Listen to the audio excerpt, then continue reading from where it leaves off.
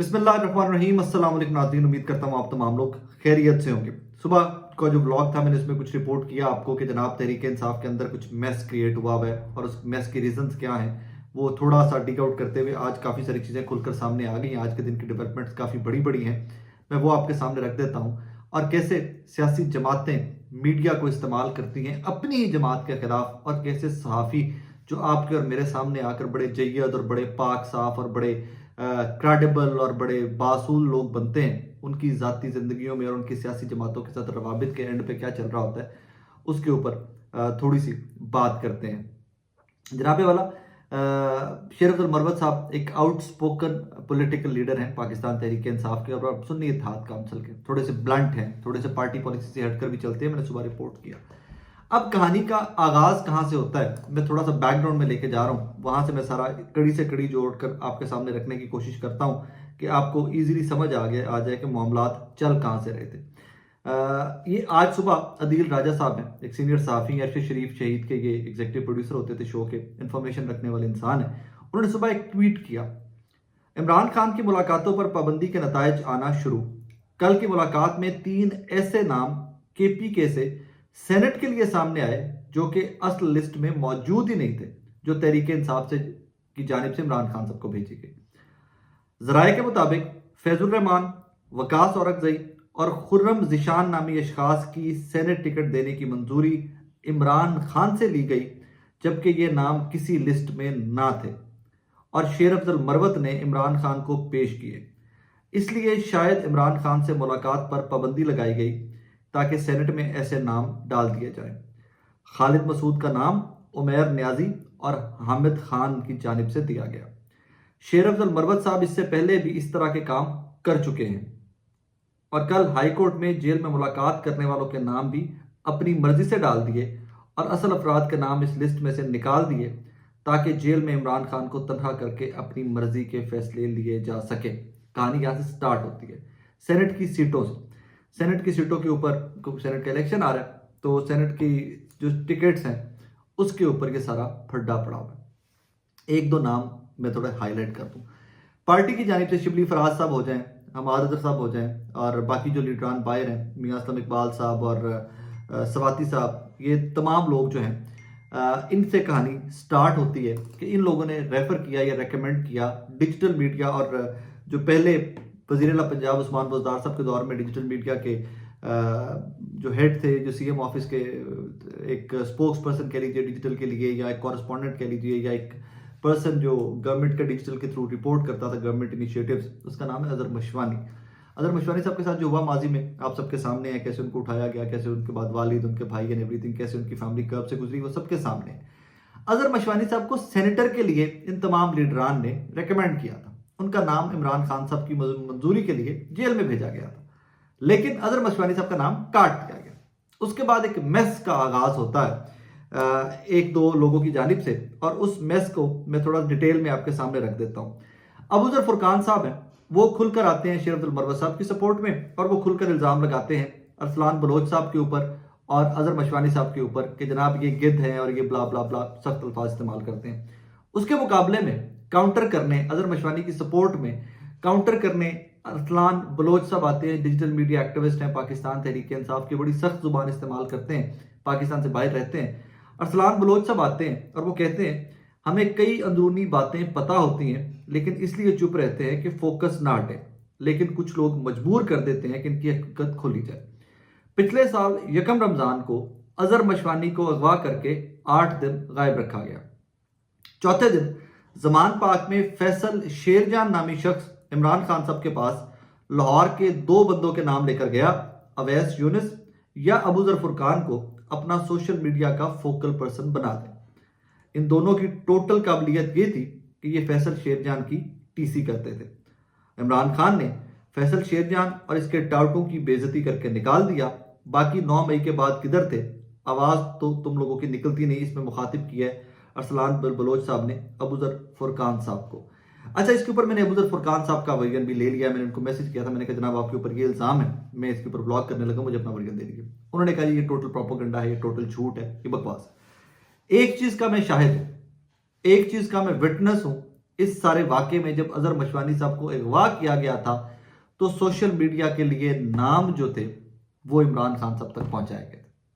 मैं जमान पाक में था उस दिन, और उसी दिन जिस दिन ये नाम पहुंचे थे उस दिन बाद में ये खबर मेरे तक आ गई थी कि जी अजहर मशवानी की रिप्लेसमेंट कुछ ऑफर की गई है इमरान खान साहब को, और इमरान खान साहब ने रिजेक्ट कर दिए कि अजहर का इंतज़ार किया जाएगा, आप लोग उसकी सेफ्टी के लिए, आप लोग उसको रिकवर करवाने के लिए कोशिश करें, ना कि आप मुझे नए बंदों का नाम दीजिए। अब ये मैस यहाँ से स्टार्ट होता है।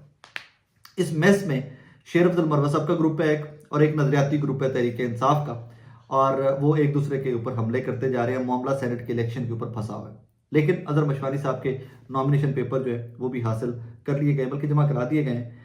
इसमें एक चीज़ बहुत ज़रूरी है, सुन्नी इत्तेहाद काउंसिल वाली जो कल के शो शाहजेब खानजादा साहब के शो के अंदर जिस तरह मरवत साहब ने रगेदा सुन्नी इत्तेहाद काउंसिल को एवरीथिंग, उसके ऊपर साहबजादा हामिद रजा साहब भी आज बोल पड़े। उन्होंने कहा है पीटीआई के दोस्त अपने मामलात घर में ही हल करें तो बेहतर है, और सुन्नी इत्तेहाद काउंसिल का फैसला इमरान खान ने किया था, मेरी तरफ से कोई दरखास्त नहीं की गई थी। इंतखाबी निशान से लेकर मखसूस नशिस्तों तक मेरे पास बताने को वो कुछ है कि अगर मैंने भी टॉक शोज में बैठकर बोल दिया तो कई लोग शक्ल दिखाने के काबिल भी नहीं रहेंगे। मरवा साहब की बात कर रहे हैं। मेरी कमिटमेंट इमरान खान के साथ है और हमेशा रहेगी, और मैं फजूल की मीडिया पब्लिसिटी के लिए इमरान खान का बुरा नहीं सोच सकता, सिर्फ इसलिए खामोश हूं, हिदायत लेकर फूट मत डलवाएं। आखिरी जुमला जो है, हिदायत लेकर फूट मत डलवाएं, मरवत साहब को एड्रेस किया गया क्योंकि वही टॉक शोज में बैठकर बात कर रहे हैं इन सारे इश्यूज के ऊपर, और पार्टी पॉलिसी का कहीं पर ख्याल नहीं कर रहे। बहरहाल क्लैरिटी आ गई चीज़ों के अंदर। तहरीक इंसाफ को इसके ऊपर एक ऑफिशियल वर्जन देना पड़ेगा, ऑफिशियल स्टेटमेंट देनी पड़ेगी। मेरी मतलब being a journalist I expect that कि सारी सिचुएशन के अंदर क्लैरिटी आए, और वो स्टेटमेंट ना बैरिस्टर गौहर, ना शुएब शाहीन, ना उमैर नियाजी, ना शेर अफजल मरवत, ना हमाद अजहर, ना केपीके का कोई लीडर, किसी बंदे की तरफ से वो स्टेटमेंट नहीं आनी चाहिए। वो स्टेटमेंट आनी चाहिए अलीमा खान साहिबा की जानिब से, या बाकी जुज़मा खान साहिबा जो हमशीरा हैं इमरान खान साहब, क्योंकि ये स्टेटमेंट अगर कोई और सोर्स हो सकता था तो वो उनकी बेगम बुशरा बीबी हो सकती थी, लेकिन वो भी कैद में है।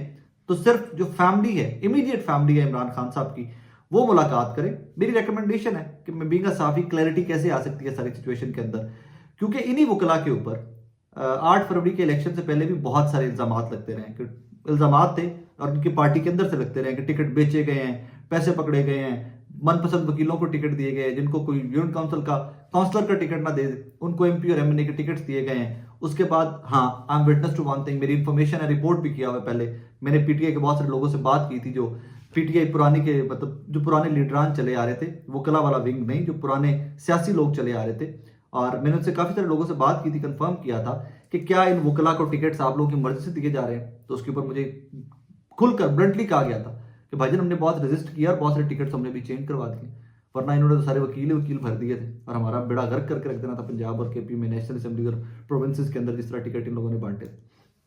क्रेडिबली बता रहा हूँ, रिपोर्ट भी कर चुका हूँ इससे पहले, और ये टिकट बहुत सारे चेंज करवाए गए थे। इसके ऊपर हमाद अजहर साहब ने और मियां असलम इकबाल साहब ने, खुरम वो अली अमीन गंडापुर साहब ने फड्डा डाला था केपीके के अंदर कि भाईजान मेरे टिकट केपीके के जो है आप लोग डिसाइड नहीं करेंगे, मैं खुद से डिसाइड करूंगा। सो इस टाइम के ऊपर स्टेटमेंट आनी चाहिए अलीमा खान साहबा की जानिब से, इमरान खान साहब से मुलाकात के बाद, कि ये सेनेट की नशिस्तों के ऊपर नाम तब्दील होने से लेकर सुन्नी इत्तेहाद काउंसिल, मजलिस वालिदुल मुस्लिमीन, बल्लेबाज वाली सारी कहानी, इन तमाम चीज़ों के ऊपर कहां इमरान खान साहब को लूप में लिया गया, कहां इमरान खान साहब की मर्जी शामिल थी, इन फैसलों में कहां इमरान खान साहब को अंधेरे में रखा गया, और इसके अंदर क्लैरिटी आ जानी चाहिए, वरना तहरीक इंसाफ का इररिपेयरेबल डैमेज अब होगा। मुझे इसमें बहुत सादी सी बात है, रीजन कि इनमें से कोई बंदा भी सियासी नहीं है जो लीड कर रहे हैं तहरीक। उमैर नियाजी कहां से सियासी हो गए, शेर अफजल मरवत कहां से सियासी हो गए, बैरिस्टर गौहर कहां से इस लेवल के सियासी हो गए कि एक पार्टी के चेयरमैन बना दिए जाए। और यार ये काम तो शाह महमूद कुरैशी साहब का था, ये काम तो परवेज इलाही साहब का था, जिनको पता था कि सियासत क्या है, जिनको पता था कि कैसे चीजें लेके आगे चलनी है, कैसे लोगों को अपने साथ मिलाकर चलना है। ये तो पहले दिन के एक दूसरे के ऊपर गद्दार के, शुएब शाहीन साहब मरवत के ऊपर, मरवत शुएब शाहीन के ऊपर, ये तो पहले दिन के लड़ मर रहे थे सारे आके, ये तो एक दूसरे के खिलाफ सारे खोल रहे थे। और वो जिस तरह कहते हैं ना कि नून लीग और पीपल्स पार्टी इल्जाम लगाया करती थी पीटीआई के ऊपर कि सोशल मीडिया की पार्टी है, मरवत साहब ने वाकई इस पार्टी को सोशल मीडिया की पार्टी बना दी है आफ्टर ऑल दिस मैंडेट, कि जो 8 फरवरी के इलेक्शन में पूरे पाकिस्तान ने तहरीक इंसाफ या आपकी सुन्नी इत्तेहाद काउंसिल को मैंडेट दिया है, उस मैंडेट का ये तमाम लोग मिलकर मजाक बना रहे हैं। सोशल मीडिया के नौजवान जो हैं वो फड्डे लेकर वहां पर गए हुए, एक दूसरे के ऊपर इल्जाम लगा रहे हैं और मेरी समझ से बाहर है। बहरहाल जो हैपनिंग थी वो मैंने आपके सामने रख दी है। अब देखिए कंक्लूड कहां पे होती है, कौन सीज फायर करवाता है। बदकिस्मती की बात है कि तहरीक इंसाफ के अंदर सीज फायर करवाने वाला बंदा भी कोई नहीं, क्योंकि डिजिटल मीडिया के जो एक्टिविस्ट हैं तहरीक इंसाफ के, ये खुदकुश बम्बार है, अनकंट्रोलेबल। किसी भी जमात के जो डिजिटल मीडिया एक्टिविस्ट हैं इनको कंट्रोल नहीं किया जा सकता। एनीवेज, ये तो थी आज के डेवलपमेंट्स के फड्डे बढ़ते जा रहे हैं, गैप्स बढ़ते जा रहे हैं, और यहां तक के शेर अब्दुल मरवत साहब ने इस सोशल मीडिया के ऊपर जब उनके ऊपर बहुत तनकीद हुई तो उन्होंने कह दिया कि हमारे बाप मत बने, जो हमारे कारकुन है वो हमारे बाप मत बने। और फिर उसके बाद 2 घंटे बाद माफी भी मांग ली कि जी मैं सॉरी कि अगर आप लोग हर्ट हुए मेरी स्टेटमेंट के बाद तो I am sorry. I don't know what's going on to be true. मतलब ये सियासत नहीं होती what is happening on Twitter and Facebook and WhatsApp groups. This is not politics. Anyways, आज एक और खबर जिसने मेरी अटेंशन ग्रैब की वो थी मिफ्ता इस्माइल साहब की एक स्टेटमेंट। आपको पता है मिफ्ता इस्माइल साहब नून लीग के फाइनेंस मिनिस्टर थे, उसके बाद उनकी राहें जुदा नहीं, पार्टी नहीं छोड़ी हुई, खुलकर बोलते हैं, तनकीद करते हैं, गलत को गलत, ठीक को ठीक कहते हैं। उन्होंने आज एक टॉक शो के अंदर गुफ्तगू करते हुए इसहाक डार साहब के ऊपर एक बहुत बड़ा इल्जाम लगाया। हमारे करंट वजीर खारजा जो है उनके ऊपर बहुत बड़ा इल्जाम लगाया। उन्होंने कहा कि जनाब इसहाक डार साहब पाकिस्तान से बाहर थे, जब लंदन थे नवाज शरीफ साहब के साथ, तो ये हम जो लफ्ज उन्होंने इस्तेमाल किया मैं वही लफ्ज इस्तेमाल कर रहा हूँ, हमारी बहन गरीदा फारूकी साहबा और डॉक्टर दानी साहब से मेरे खिलाफ शो करवाते थे। ये उस जमाने की बात कर रहे हैं कि जब मिफ्ता इस्माइल साहब फाइनेंस मिनिस्टर थे। और बाकी जो इनके सहाफ़ी लंदन में थे, ग्रुप जो था, बहुत सारे लोग हैं, मुझे नाम बताने की जरूरत नहीं। लंदन वाला गैंग जो सहाफ़ियों के नून लीग के आगे पीछे आधे बर्गर खाने वाले थे, वो आपको सारे याद होंगे, जिनके ऊपर इल्जाम था कि आधे बर्गर मैकडॉनल्ड्स के मिलते हैं, इनको सीट के ऊपर बैठ कर खाते हैं वो तमाम लोग। वो इसहाक डार साहब के कहने के ऊपर मिफ्ता साहब ने कहा मेरे खिलाफ ट्वीट्स करते थे। अब ये इल्ज़ाम बहुत बड़ा इल्ज़ाम है। इस इल्ज़ाम की clarification I hope and pray कि गरीदा फारूकी साहबा की जानिब से भी आए, डॉक्टर दानी साहब की जानिब से भी आए, और ये साबित करें कि भाई हमारा कोई राब्ता नहीं था। राब्ते हर एंकर के सियासतदानों से होते हैं। हर एक चीज़ और मैं आपको टेक्निकल आज एक बात बता दूं, चलिए गुर की बात बता जाता हूँ। जो आपको लगे कि ये एंकर एक मखसूस सियासी जमात के बहुत मुखालिफ है, तो उस एंकर को उस सियासी जमात के मुतालिक तमाम खबरें उसी पार्टी के अंदर से फीड की जाती हैं, सारी इंफॉर्मेशन वहीं से मिलती है। याद रखिएगा इस चीज को।